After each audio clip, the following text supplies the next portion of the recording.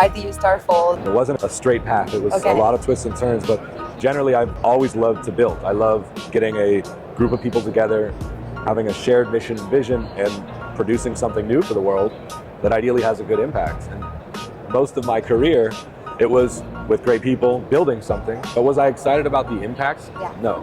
And that was always the missing piece. But Bitcoin had always been something that I felt truly was a tool that could change the world.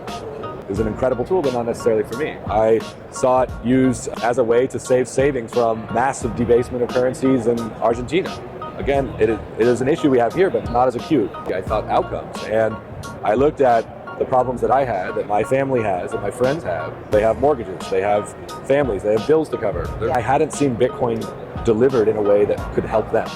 How do we make living a little easier with Bitcoin? And so I had the opportunity to jump in, and I realized I could make a business building within Bitcoin, and that was the merging of a great team, shared mission, and an outcome that I genuinely loved and was motivated. And that, I think, has sustained me on a journey from 2015 to 26. On a personal level, where were you before Bitcoin, and how your personal finances, the way you save, the way you spend, changed over time?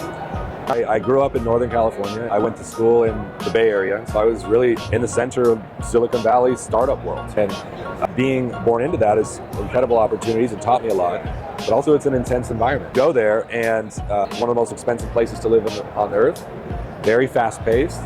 People are getting paid quite a bit and still feeling like they're not getting ahead, and you question what's going on here, what's the point? And so I definitely had a sense of, again, glad I'm here, but why is life harder? And you look around, it's hard for everybody there.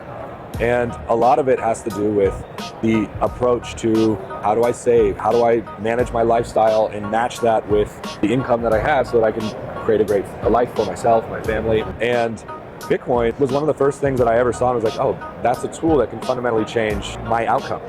It gave me a longer time horizon. It gave me something that I can put my trust in. I don't have to just continue to run or overmanage my finances. It was really just a thing of get conviction, steadily save over time, and live the life you want to live. And oftentimes, my life in the Bay Area generally is very much the opposite. It is go after the money, get the options, and then you'll have a nice life later. And that never resonated with me. I always thought, we're living today, let's live a good life today. And Bitcoin happens to be an incredible tool that can unlock that for you. I know one of the things we say at Fold all the time is like, the goal is not Bitcoin. It's the life that Bitcoin enables is the goal. We've really designed Fold in a way to be a tool to help people on that same journey and experience that same thing.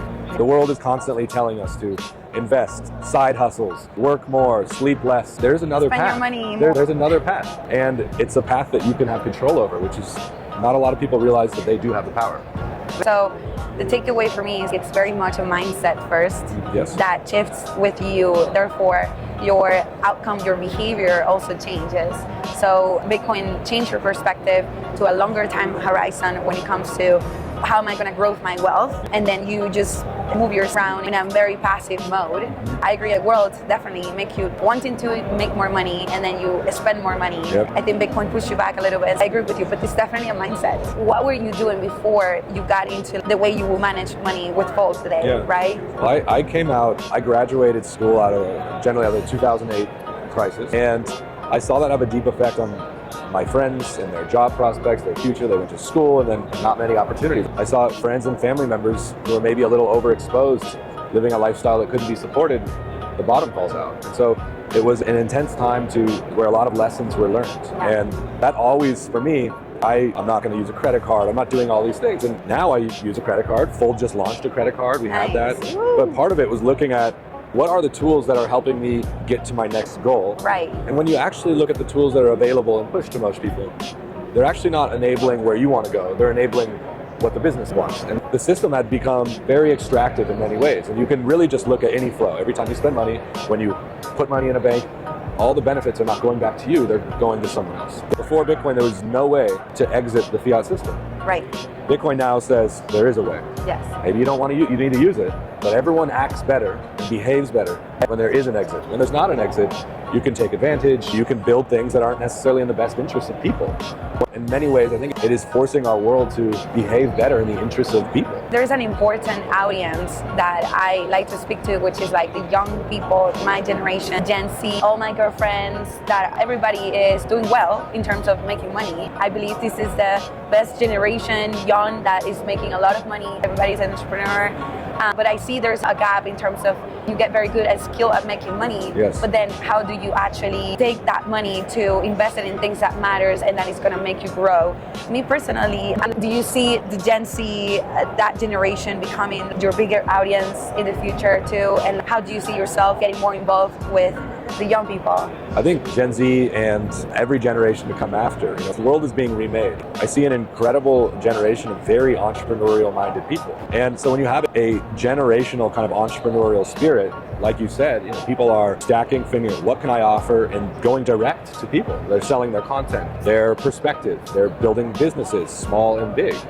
And the challenge is when you are young and you're an entrepreneur, that you trust yourself. And that means you can always say, well, if I need more money or I need to get more ahead, I'll do another thing on top of what I'm doing. Yes. I will stack it and I'll get it done, which is the right mindset we want everyone to do. Yes.